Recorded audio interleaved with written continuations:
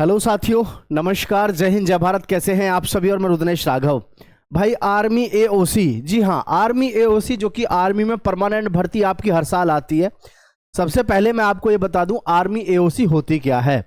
Army AOC का मतलब होता है आर्मी ऑर्डिनेंस कॉर्प्स, यानी कि जिसका मुख्य काम होता है सेना को ये एओसी हथियार, गोला बारूद, खाद्य सामग्री और वर्दी, ऐसी चीजों की सप्लाई करती है। युद्ध के दौरान की भी बात करें तब भी, या फिर इसका काम ही ये होता है हर चीज को मेंटेन करना। तो आर्मी एओसी की जो भर्ती है आपकी परमानेंट आती है हर साल। इसके ऑनलाइन फॉर्म कब भरे जाएंगे, एज लिमिट, क्वालिफिकेशन, पूरी जानकारी आपको इस वीडियो के माध्यम से मिलने वाली है। सभी साथी ध्यान से देखिएगा। आर्मी एओसी न्यू वैकेंसी 2026 में। सबसे बड़ी बात है इसमें कि इसमें आपको जो ड्यूटी करनी होती है वो टाइम के हिसाब से करनी होती है। ऐसे समझो जैसे आप सिविल जॉब कर रहे हो। इसमें बहुत बड़ा कोई मतलब परेशान होने वाली जरूरत नहीं रहती है। बहुत ही नॉर्मल और शांत वातावरण में आपको जॉब करनी पड़ती है। Department army ordnance corps, tradesman, mate, fireman, material assistant. इसमें जो पोस्ट है हमारी लगभग 17 प्रकार की पोस्ट हैं। कितनी? 17 प्रकार की। अब आप ध्यान से देखिएगा, जिसके भी योग्य आप हो उस पर आप अपना जो है फॉर्म अप्लाई कर सकते हैं। जी हाँ, देखिए साथियों, जैसे इसमें है tradesman, mate, fireman, junior office assistant, material assistant, civil motor driver, tele operator grade second, carpenter and joiner, painter and decorator, MTS multitasking staff, सफाई कर्मचारी यानी सफाई वाला, मैसेंजर, वॉचमैन, चौकीदार, technical store related post, store keeper technical, armourer, tinsmith और जी welder. आप देख सकते हैं तकरीबन इसमें 17 प्रकार की पोस्ट हैं, जिसमें से आपकी 10वीं 12वीं आईटीआई या फिर कुछ ऐसे भी बच्चे हो सकते हैं जिन्होंने कोई टेक्निकल डिग्री डिप्लोमा ले रखा हो, वो भी बच्चे इसमें फॉर्म अप्लाई कर सकते हैं। तो देखिए, पूरी जानकारी डिटेल में आपके पास में यहाँ पर मिल जाएगी। बिल्कुल चिंता करने की जरूरत नहीं है। सबसे जो मेन चीज है वो है आर्मी एओसी में कि हमारी इसमें जो फायरमैन के लिए जो भी फॉर्म भरेगा उस पर मतलब गौर देने वाली बात है। देखिए, क्वालिफिकेशन पे अगर मैं बात करूं आपके साथ में, तो एजुकेशन क्वालिफिकेशन पे ट्रेडमैन मैट के लिए तो है 10वीं पास, फायरमैन के लिए है 10वीं पास, फायर फाइटिंग कोर्स प्रेफर्ड है। मेटेरियल असिस्टेंट के लिए ग्रेजुएशन आपकी होनी चाहिए या फिर डिप्लोमा हो आपका मेटेरियल मैनेजमेंट में, ठीक है, या फिर आपने इंजीनियरिंग कर रखी होनी चाहिए। समझ गए? अब यहां एक चीज और सभी ध्यान से समझना, फायरमैन का जो ये लॉजिक है इसको भी समझ लो थोड़ा सा। फायरमैन के जो है ये 2 प्रकार के वैकेंसी होती है। एक तो 6 माह का आपका कोर्स होता है, 6 माह का, एक 12 माह का कोर्स होता है, ठीक है। ये जो इसमें पूछा गया ना, फायर फाइटर्स कोर्स प्रेफर्ड, इसमें कोर्स कहा गया है, तो कोर्स आपके पास में अगर 6 महीने वाला है तो भी आप फॉर्म भर सकते हो।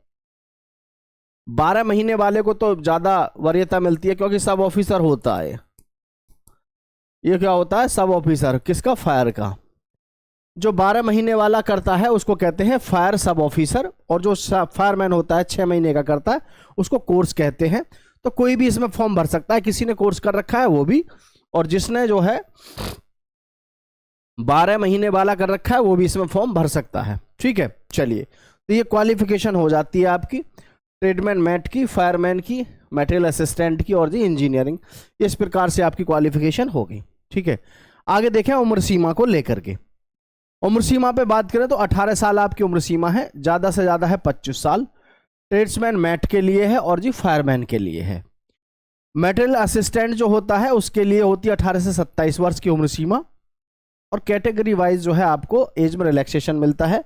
मतलब ओबीसी को 3 वर्ष का छूट और एससी एसटी को 5 वर्ष की छूट यहाँ पर मिलती है। किसी भी एग्जाम की आप तैयारी कर रहे हैं, एससी एसटी और ओबीसी को सेंट्रल गवर्नमेंट और स्टेट गवर्नमेंट की तरफ से हर एक किसी भर्ती में मिलता ही है आपको रिजर्वेशन, तो ठीक है, रिजर्वेशन हर भर्ती में आपको मिलता ही है। तो यहां पर ये रिजर्वेशन आपको मिलेगा ही मिलेगा, ठीक है। तो अगर हम बात करें जैसे कि 18 से 25 वर्ष है यहाँ पर आपकी ट्रेडमैन, मैट और फायरमैन की। तो ओबीसी के लिए जो उम्र सीमा होगी 18 से लेकर के आपकी हो जाएगी 28 वर्ष, और एससी और एसटी के लिए हो जाएगी आपकी 30 वर्ष।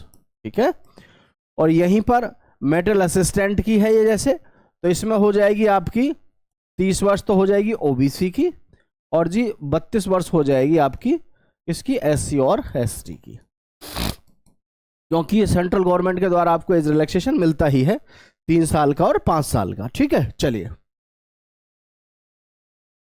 आगे देखें ध्यान से। हाइट जो है मेल कैंडिडेट की वो कितनी है, 170 सेंटीमीटर है। किसके लिए, एसटी, ये है जनरल के लिए। ठीक है, एसटी के लिए 162.5 सेंटीमीटर है फॉर ट्रेड्समैन। ठीक है, और फीमेल के लिए कितनी है, 157 सेंटीमीटर है। एसटी के लिए 150 सेंटीमीटर है। फायरमैन के लिए 165 सेंटीमीटर। चेस्ट ओनली है ना, चेस्ट जो है वो किसके लिए है, केवल मेल कैंडिडेट्स के लिए है। 81 से 5 सेंटीमीटर का फुलाव होना चाहिए। ध्यान रहे, इसमें जो फायरमैन है, फायरमैन के लिए मैं पहले ही बता दूं आपको, ध्यान से देख लो। फायरमैन का जो है 1600 मीटर की जो रनिंग होती है, इसको आप जैसे ही पास करोगे तो इसको पास करने के बाद में आपको एक वजन लेकर के भी चलना होता है। वजन को लेकर के 96 मीटर चलना होता है। आई थिंक ये 53 केजी के आसपास शायद होता है, 45 से 53 के आसपास। अलग अलग भर्ती में अलग अलग तरीके से देखने को मिल जाता है। तो 96 मीटर आपको चलना होता है इसको लेकर के। और 1600 मीटर की जो दौड़ है, इसमें आपका जो टाइम है कम से भी कम घर पे 5.5 मिनट के अंदर अंदर आना चाहिए। अब आप कहोगे कि 6 मिनट का टाइम मिलता है भर्ती में तो आपसे 6.5 का भी कह सकते हैं, लेकिन ध्यान रखें मेरी बात को, आपका घर पे टाइम फायरमैन की तैयारी कर रहे हैं तो 5.5 का कम से कम निकाल के जाओ। ठीक है, नहीं तो आगे जाके क्या है, दिक्कत आती है, क्योंकि ये बहुत भयंकर तरीके से फिजिकल कराते हैं।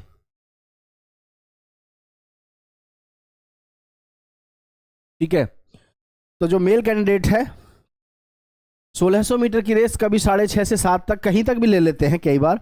800 मीटर की रेस लड़कियों के लिए 4 से 5 मिनट के अंदर लेते हैं, लेकिन मैं यही कहूंगा 5.5 में भी नहीं आ रहा तो लास्ट आपका घर पे 6 मिनट का तो समय आना चाहिए ही चाहिए। ठीक है, लास्ट 6 मिनट का समय आपका आना ही चाहिए भाई, ये ध्यान रखना है। सिलेक्शन जो होता है इसमें आपका ध्यान रखिएगा, सिलेक्शन प्रोसेस में फॉर आर्मी एओसी, इसमें आपका रिटन एग्जाम है, फिजिकल टेस्ट है, और फायरमैन के लिए ट्रेड टेस्ट भी है, डॉक्यूमेंट वेरिफिकेशन है और मेडिकल टेस्ट है। ठीक है, आपको पता है आजकल ना हर चीज को सिस्टमेटिक किया जा रहा है। पहले भर्ती प्रक्रियाओं में आप देखोगे, पहली भर्ती प्रक्रियाओं में अब की भर्ती प्रक्रियाओं में बहुत अंतर देखने को मिल रहा है। ठीक है, तो ये चीजें आपको ध्यान रखनी ही है। नेक्स्ट है आपकी सैलरी की बात कर लेते। देखो सैलरी खूब मिलती है इसमें। यहाँ देखो ट्रेड्समैन मैट की जो है 18,000 से लेकर के 56,900 है, मतलब 57,000 आपको लगभग सैलरी मिलती है। फायरमैन की सैलरी लगभग 63,200 है। मटेरियल असिस्टेंट की लगभग आपकी 92,300 है, और जो जितनी भी अदर पोस्टेज हैं उनके लिए भी लगभग आपकी ये 63,000 के आसपास आपको देखने को मिलती है। क्योंकि इसमें जो पोस्ट है हमारे पास में, पोस्ट के अकॉर्डिंग अगर हम बात करें, उसको देखने की समझने की कोशिश करें पोस्ट को, तो ये जैसे आपके पास में इतनी सारी पोस्ट हैं।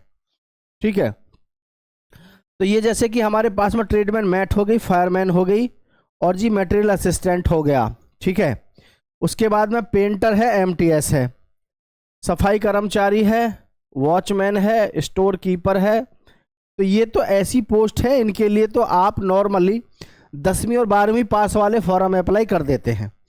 बाकी जो जितनी भी पोस्ट है उन सब के लिए आपके पास में एक स्पेशल क्वालिफिकेशन होनी चाहिए, चाहे तो आपने इंजीनियरिंग कर रखा हो, चाहे आपने आईटीआई कर रखा हो, या पॉलिटेक्निक कर रखा हो, यानी कुछ ना कुछ इंजीनियरिंग उससे संबंधित आपने कर रखा हो। जैसे अब यहाँ पर आपके पास में वेल्डर है, ठीक है, वेल्डर है, कारपेंटर है, पेंटर है, तो इन पोस्टों के लिए आपके पास में आईटीआई से संबंधित इनके लिए कुछ ना कुछ आपने कर रखा होना चाहिए। तो डायरेक्ट आपको जो है 10वीं से या 12वीं से डायरेक्ट एंट्री नहीं है, आपको क्वालिफिकेशन इसकी स्पेशली आपके पास में होनी चाहिए। कभी आप बाद में ये सोचो कि हमको पता ही नहीं चला, तो ये चीजें आपको ध्यान रखनी है। हर साल इसकी बड़ी भर्ती आती ही है, तो इसके विषय में अगर हम बात करें जी भर्ती कब आएगी, तो देखो इसकी जो भर्ती है आपकी अप्रैल के महीने में आपके ऑनलाइन फॉर्म शुरू होने की पूरी प्रबल संभावना है, क्योंकि हर साल फॉर्म आते हैं अप्रैल और मई में। ठीक है, तो तैयार रहिएगा, हर चीज़ के विषय में यहाँ पर आपको पूरी जानकारी समय समय पर मिलती रहेगी। लेकिन मैं एक चीज़ कहना चाहूँगा, सेंट्रल गवर्नमेंट की जॉब अगर आपको करनी है, क्योंकि ये भी सेंट्रल गवर्नमेंट की जॉब है और ये परमानेंट नौकरी है, कभी आप ये सोचो कि भाई 4 साल वाला चक्कर हो, तो 4 साल वाला चक्कर भाई इसमें नहीं है। मैं आपको पहले ही बता दूं, ये परमानेंट नौकरी है आर्मी एओसी की। फिजिकल इसमें टॉप क्लास का आपका होना चाहिए और जो योग्यता मांगी जाती है वो योग्यता आपकी फुलफिल हो तो आराम से इसमें सिलेक्शन हो जाता है, क्योंकि इसमें बहुत ज़्यादा फॉर्म नहीं भरे जाते। ऐसा हर साल ही देखते हैं हम तो कि बहुत सारे बच्चे हैं कि जो इसमें फॉर्म नहीं डालते, ये सोच के कि अरे पता नहीं क्या है क्या नहीं है, लेकिन परमानेंट नौकरी है। और सबसे बड़ी बात तो यह है कि वैकेंसी भी ठीक ठाक ही आती हैं और अधिकांशतः बच्चे जो तैयारी ठीक से कर लेते हैं, बहुत नॉर्मल वे में उसका सिलेक्शन हो भी जाता है। तो आप भी अपनी तैयारी अच्छे से करो, जबरदस्त तरीके से, आपकी भी नौकरी लग जाएगी। जय हिंद साथियों।